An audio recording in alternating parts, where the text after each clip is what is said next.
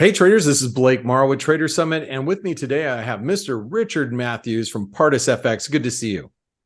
Good to see you, and I apologise for being very red in the face. I had an afternoon swim, and for once it's actually sunny in the UK, and I sat in the sun afterwards.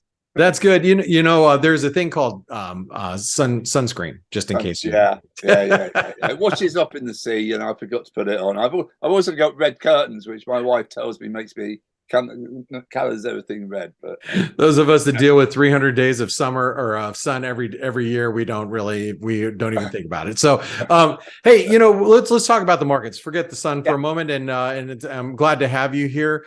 We just saw a rate hike unexpectedly from the RBA last night, and it looks like they have more rate hikes to come. We have Bank of Canada coming out tomorrow morning. Probably before, people will be listening to this beforehand and gathering thoughts. What are your thoughts as we head into the Bank of Canada, tomorrow? I mean, we have all these disinflationary pressures globally, but it doesn't seem like Australia is feeling them, and you live in the UK. Maybe talk a little bit about that too. Yeah. I mean, disinflation is all well and good, but core is very, very sticky, isn't it? It's not really moving down as sharply as people want. Australia, I think, interestingly, has had a really bad crop this year. The winter crop is apparently down 34%, which includes wheat, which I guess will be inflationary. I think Canada may well follow suit, which will put pressure on the Fed.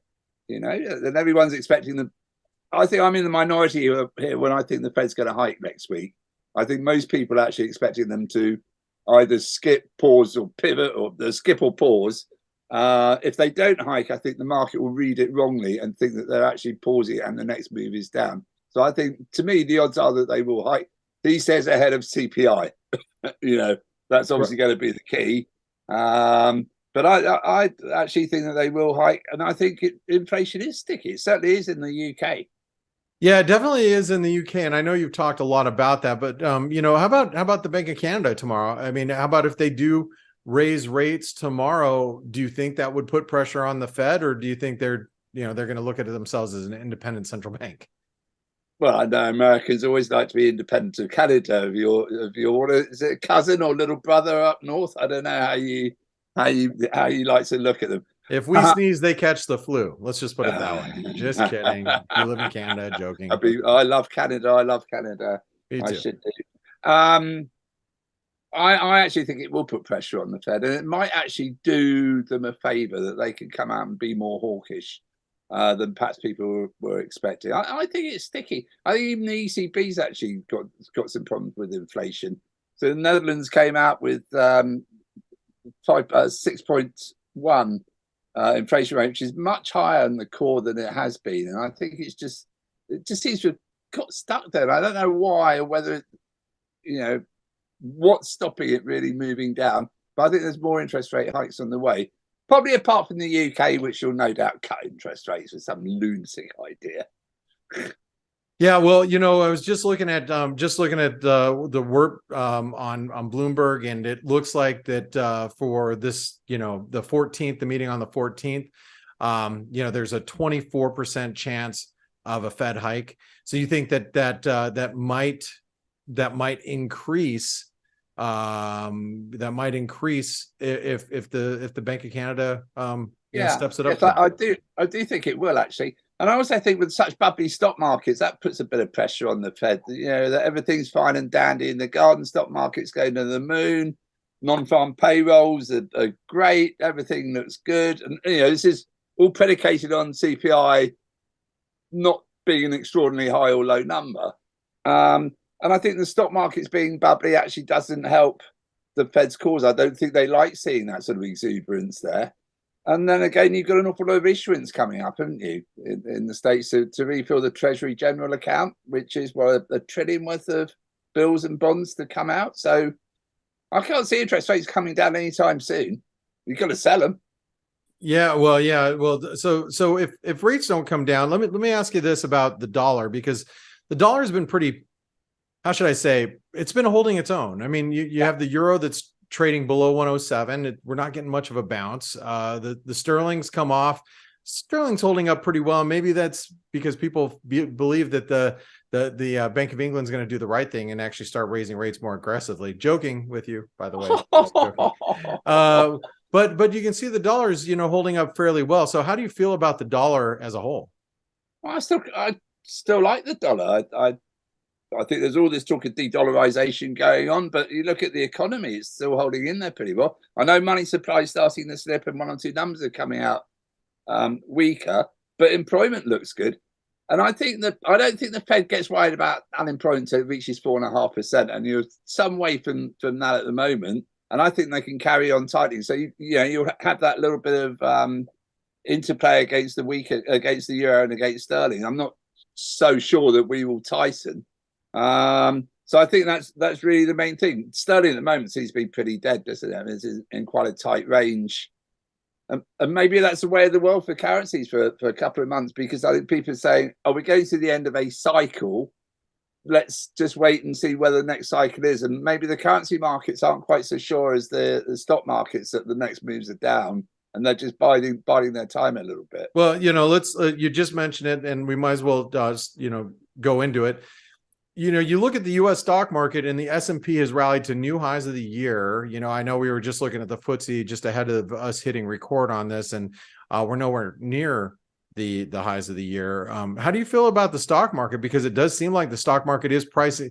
People say that we're not pricing in rate cuts, but the stock market sure does look pretty bullish here. It does, doesn't it? I mean, to me, it defies logic. But it's a very small number of stocks, isn't it? Is it 8 or 9 stocks in the S&P actually really drive it? Yeah, just Apple. That's it. That's all we have. And that's yeah. And the rest of them, actually, probably if you took those 8 or 9 stocks out, it'd be really interesting. I'm sure someone would have done it. See what the S&P would be trading at. So it's just a very small number of stocks driving it. And I'm glad to see that Apple selling a $3,500 face mask is going to be the leader of the world. Just keep that market going. It seems odd. Yeah, one of the charts I'll show you guys here. This is the weighted index of the S&P, and you can see really what we've done without you just equal weight all of these different of the S&P 500, and you have a much different view here than you would if you looked at the S&P as an index where we're hitting a breakout above the 4,200 levels. So much different look when you got the S&P showing the weighted as it should be versus equally weighted. So very interesting look. Really interesting, actually, isn't it? Yeah, it sure is. So well, here's the thing.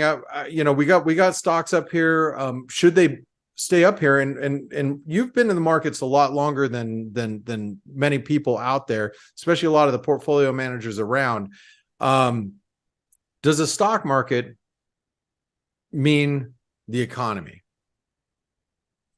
When I first started, I actually started as a stockbroker, and I lasted, I think it was 3 weeks before they said get out of the stock market, go into the money markets. One of the things that always stuck with me, that the stock market predicts what's going to be happening in 2 years' time, not now, not a month, but in 2 years' time. Well, now we don't we accelerate that now with the invention of telephone lines? Just kidding. How about smartphones? Yeah. But the bloody carrier pigeons took forever to get the market over. Maybe it has shortened, to be honest with you, but on that basis, everything's going to be great in 2 years' time. I think that the stock market, to me, is ignoring a whole host of problems, and I've been wrong in the stock market, and I'll hold my hands up. You've got dams being blown up in the Ukraine, which I think is a really aggressive move by whoever did it, whether it's Russia. I guess it's Russia has done that. You've got problems in Kosovo, which are starting to bubble up quite nastily.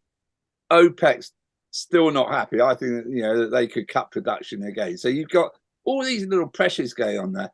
We're just talking about the issuance to the Treasury General account. How much money is that going to suck out of the system? And where's that money going to come from? Is it going to come out of the reserves of banks? If it does, can the second tier banks afford to do that? They're going to come under more pressure. Or does it come out of the stock market? and the deal, and you can tell me better than I know, the deal that got cobbled together to get the debt ceiling through, is that going to cut the fiscal, cut things fiscally, and are things going to get tougher because of it? And well, I mean, it will, and maybe in 2025 when they have to renegotiate. But I don't know. I don't know all the details of it. I'm not following it all. But you know, as far as the minutia inside of the debt ceiling. However, I would say that one of the reasons why the stock market is where it's at right now is just knowing that the U.S. is not going to default. At least that's probably given investors a little bit more confidence to own risk at this point. So I think it's really funny, but you're going to hate this question. Can the US actually pay those debts? So, you know, I really appreciate you being here, Mr. Matthews. It's been a great show. And on to the next one. On to the next one. You know, I'm not going to interject my opinion here, but let me just say it's always great and fascinating having a conversation with you. I love catching up with you every week. Can you tell us how we follow? And by the way, I know some of you have comments regarding that. Jump down in the comment section below. Let us know what your thoughts are on the U.S. paying back its debt. But Mr. Matthews, love to have you back next week. And I want to thank you for being here with us. Tell us a little bit about Pardus FX and what you do there. And before I say that, my mother was American, so I'm half American. I'm with you. I know America always pays its debts. My mother always paid me, and the rest of the family is Canadian. And so do the Lannisters. The Lannisters do as well. So yeah, so I've got to be nice to Canadians and Americans. And only family I've still got over there, which I don't know whether I still have. You can find me at pardusfx.com. I send out a daily briefing about the markets and a weekly briefing, and I'm on Twitter, Dickie Matthews, so you can follow me there as well. Well, thank you very much for your time as always, and we're going to be watching that Bank of